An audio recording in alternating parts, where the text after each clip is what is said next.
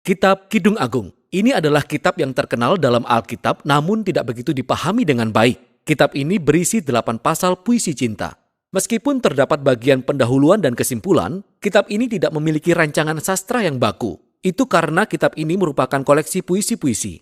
Puisi-puisi ini tidak dimaksudkan untuk dibedah atau dipisah-pisahkan, melainkan untuk dibaca sebagai satu keseluruhan yang mengalir dan dinikmati saja. Baris pertama kitab ini mengatakan bahwa ini adalah Kidung Agung, yang merupakan ungkapan Ibrani seperti Yang Maha Kudus atau Raja Segala Raja. Ini adalah cara Ibrani untuk mengatakan hal yang terbesar. Jadi ini adalah nyanyian terhebat dari semua lagu.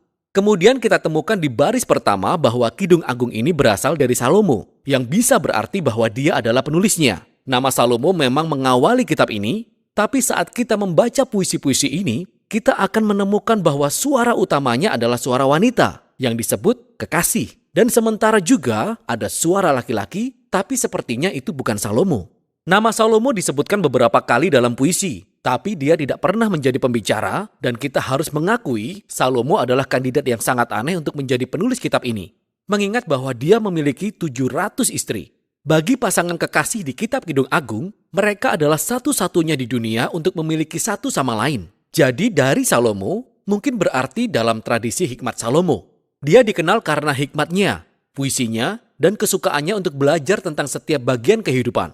Dan Salomo menjadi bapak dari sastra hikmat di Israel. Maka warisannya terus dilanjutkan di sini melalui kumpulan puisi cinta yang mengeksplorasi pengalaman manusia akan cinta dan hasrat seksual.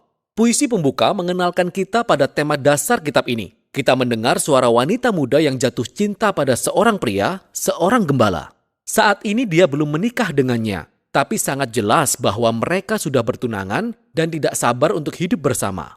Dari pendahuluan, puisi-puisi itu mengalir bolak-balik dari suara wanita itu kepada si pria, bergeser dari satu adegan ke adegan lain tanpa urut-urutan atau alur cerita yang jelas. Puisi-puisi itu bergerak dalam siklus simfoni dan gambar dan gagasan utama yang diulang-ulang dan berkembang. Jadi, salah satu tema dasar yang menyatukan semua puisi ini adalah hasrat menggebu pasangan ini terhadap satu sama lain, yang diungkapkan melalui pencarian dan penemuan mereka yang terus-menerus. Jadi setelah puisi pembukaan, mereka berpisah, tapi dalam pencarian satu sama lain. Jadi wanita itu memanggil atau dia akan terbangun dari mimpi dan pergi mencari kekasihnya. Dan lebih dari sekali mereka akan saling bertemu, mereka saling berpelukan. Dan kemudian tepat saat segala sesuatunya menjadi mulai agak intim, adegannya tiba-tiba berakhir. Dan adegan baru akan dimulai. Mereka berpisah, saling mencari, dan terus seperti itu. Tema lain yang berulang adalah kebahagiaan atas ketertarikan fisik pasangan ini terhadap satu sama lain. Jadi, beberapa kali mereka akan berhenti sejenak dan menggambarkan satu sama lain dengan metafora yang rumit. Dan ini sangat membantu untuk mengetahui bahwa gambaran dan metafora dalam puisi Ibrani ini tidak bersifat visual. Jika kita mencoba membayangkan orang-orang ini berdasarkan metafora di kitab ini, kita akan berakhir dengan sesuatu yang terlihat sangat-sangat aneh. Apa yang sebaiknya kita lakukan adalah merefleksikan makna gambar-gambar ini karena berhubungan dengan pria dan wanita. Jadi kita akan dibawa ke dalam siklus puitis ini dan ketegangan akan terus terbangun. Dan keinginan, kegembiraan dan ketertarikan mereka dan pengulangan spiral ini adalah cara puitis untuk meningkatkan dan memusatkan perhatian pada misteri dan kekuatan cinta seksual. Semuanya menjadi jelas di bagian kesimpulan, yang merupakan jeda untuk meringkas isi puisi-puisi ini sebenarnya. Cinta kuat seperti maut, kegairahan gigih seperti dunia orang mati. Nyalanya adalah nyala api seperti nyala api Tuhan. Air yang banyak tak dapat memadamkan cinta. Sungai-sungai tak dapat menghanyutkannya. Sekalipun orang memberi segala harta benda rumahnya untuk cinta, namun ia pasti akan dihina.